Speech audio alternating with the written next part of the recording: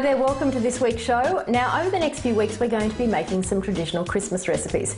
Now for some of these I'm a little late. I normally start making my Christmas cake, which is what we're doing in this particular show, well before this, but I'm a bit late this year, but that won't matter, it'll still taste great. And we're going to be adding a few little twisted ingredients in there, not twisted because they're bad, but twisted because they're going to add a lot of flavour and make it just that little bit more interesting. This is my traditional recipe, which was originally my mum's traditional recipe, and so it's been handed down in our family for quite some time, and Mum used to make all the Christmas cakes for all of us every year, and she's now handed that over to my sister and I. Let's just have a quick look at the ingredients that we're going to be using today, and I'll explain a little bit more about each of them. Now, we're going to be creaming our butter and our sugar. I'm using 250 grams of unsalted butter, but you can use salted butter. I have made cakes with salted butter when I haven't had any unsalted, and they're just as fine. You barely taste the salt flavour. In fact, it gives it a little bit of flavour, so that's fine. I'm using brown sugar. Now, the reason I'm using brown sugar is because I want my cake to be very caramel and very, very rich in colour, and brown sugar will help to do that. We're also going to be using 1 1/4 cups of plain flour. It's not a lot of plain flour, and a lot of people worry about that because I think it's not going to hold the cake together, but we're using 6 eggs, so that is what's going to help with the binding of this particular cake. We're also going to be adding, as an extra into this, some chocolate bits, dark chocolate bits, and I've got a half a cup there and a half a cup of slivered almonds. And we're also going to be using a little bit of caramel. Now this is already pre-prepared, you can buy it in a can from the supermarket. It's just called Top and Fill by Nestle, and I use that all the time in addition to the brown sugar, which gives me a really, really caramel cake. So we're going to be using it. We're not using all of that, by the way. We're using a little bit of that. And you're going to use some alcohol. Now, if you don't like alcohol in your cake, you can in fact soak the fruit in fruit juice. Orange juice will work really, really well. You can use a liqueur of some variety, a port. My mum uses a port. I use brandy. I like the flavour of the brandy, and the brandy then also goes very, very, almost fortified in fact, because it takes all of the sugar, a lot of the sugar out of the fruit itself. Now, what I've done is I've already put my ingredients for creaming into my mixer bowl. A lot of people, when they read recipes, or a lot of recipes when you read the recipes, do not give you an indication of how long you should cream your butter and your sugar for. 8 to 10 minutes is a standard time you should do it, because what you want to happen is you want the sugar to completely dissolve in those milk solids that are in the butter, and so you get that lovely creamy white, almost completely white mixture, and that will also help to incorporate air and will give you a little bit more rise. Now we don't have a lot of rise happening here with our cake because we're using plain flour and very little of it. So we're going to get most of our aeration is going to come from the whipping, the beating rather, and the creaming of our sugar and our butter. So let's get that started to begin with.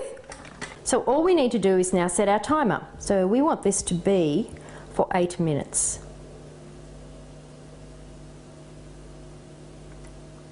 There we go. And we're going to just turn that on, and we're going to get that coming into creaming and beating.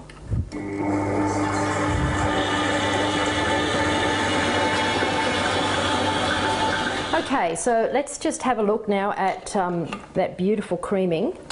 Oh, this is fantastic. I'm just going to tip that up and let you have a little bit of a look in there. Can you see that that has completely, there is nothing left around the sides of the bowl. That has really taken all of the ingredients in. Okay, so let's just have a look now at that and how beautifully soft that should look. That is like cream. In fact, that's mock cream. Remember, we used to do mock cream many, many years ago. That's what your creaming should look like when you are making any cake, not just a Christmas cake. So we're now going to work with that. So let's have a look at the next step, which is draining the fruit. Alright, so once your fruit has been soaking, as you can see, the brandy that was there, that was actually full to begin with, is now almost non-existent. There's a little bit right down the very bottom, and the fruit is incredibly plump. So what I'm going to do now is I'm going to drain that, and we want to retain the liquid that comes off it, and the reason we want to do that is because we may need it in the cake, and if not, if you're doing more than one cake, do not negate this liquid to be reused again. Sometimes I'll just add a little bit of extra brandy to it, and I'll be able to get another couple of cakes out of it. So you're not going to waste that entire bottle of brandy, but you'll notice once we look at this and we drain it off, there's not much of that whole bottle left, as you can see by what's underneath there. It's quite a minimal amount. Most of it has been absorbed into that beautiful fruit, and that is going to make an absolutely deliciously moist cake. Okay, so the first thing we're going to do now is we're going to add a little bit of our caramel. Now the recipe says a teaspoon or a tablespoon of this. I just add how much I like. It's a bit of a trial and error thing. I just love it, and it's not, having too much in there isn't going to affect the flavour. So we pop that into our mixer, and we're going to give that a little bit of a mix. And at the same time, before I turn the mixer on so that it's not too noisy for you, what I'm also going to do at this time is I'm going to add my eggs one at a time while the mixer is actually going. So we're going to be doing that at the same time.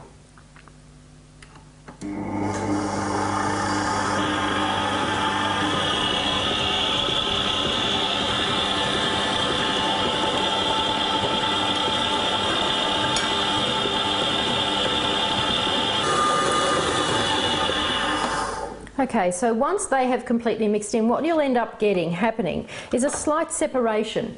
Now this is happening because you've got quite a lot of liquid in there mixed in with the butter, so it's not emulsifying completely, but the flour, when we add it, will alleviate that completely. So that's the next stage, and I'm literally going to add it all at once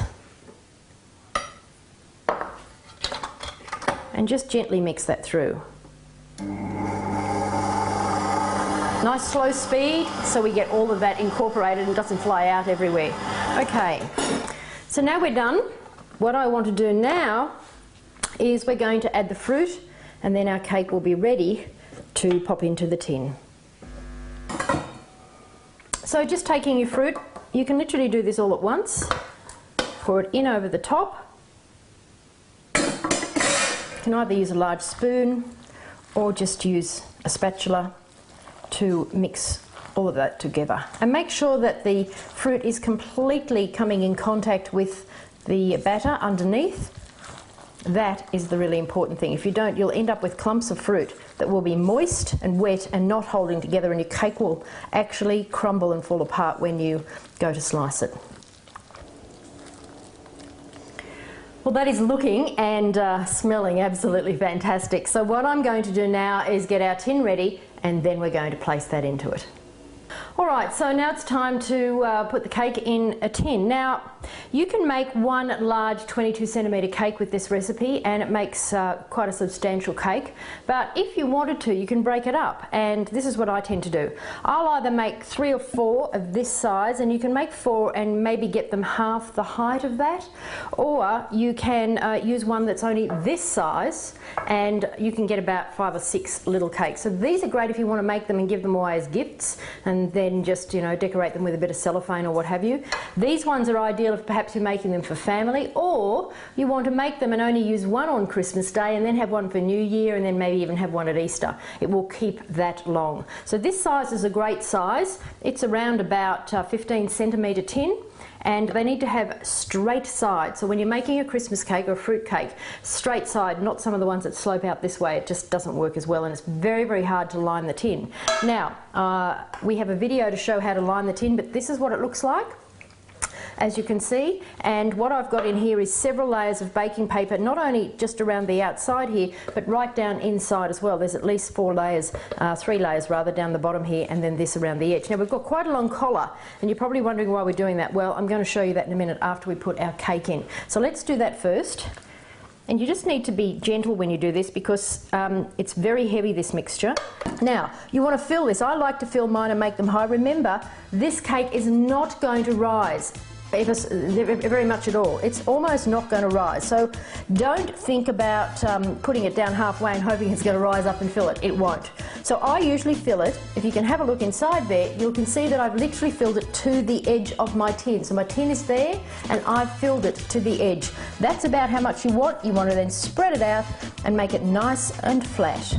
Now, the reason I've got this collar here is because what I'm going to do is I'm going to cut down all the way around, and my collar is actually going to form a protective layer over the top of my cake, so that when I put it in the oven, the top of the cake is not going to get burnt.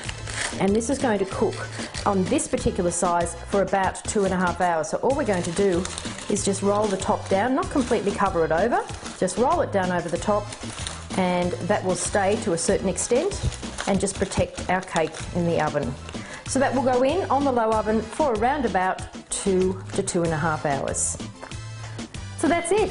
Very, very easy. There's a few little steps in there, but you know, not something that's insurmountable. If you make your cake now, then what I'll show you on the website, if you come back, blackbookcooking.com, you can see how to macerate the fruit. You'll also see how to line the cake tin as well, and also the creaming in a little more detail rather. And I'll also show you how to feed your cake. So you want to come back and have a look at that, and that's the best part. That makes it so delicious on Christmas Day. So I hope you have fun making your Christmas cake. Try it with the chocolate and with the nuts, and in fact use any nuts. And you can use milk chocolate, you can use white chocolate, you can, as I said, try all the different sorts of fruits. Craisins are absolutely beautiful, which are dried cranberries. Try all of those different things. It really makes your cake fantastic. I hope you have a great Christmas with it, and I hope everybody doesn't want to leave your Christmas table. I'll see you again next time. I'm Victoria Hanson, and don't forget to visit blackbookcooking.com and come to our Facebook page as well, and follow us on Twitter. See you next time.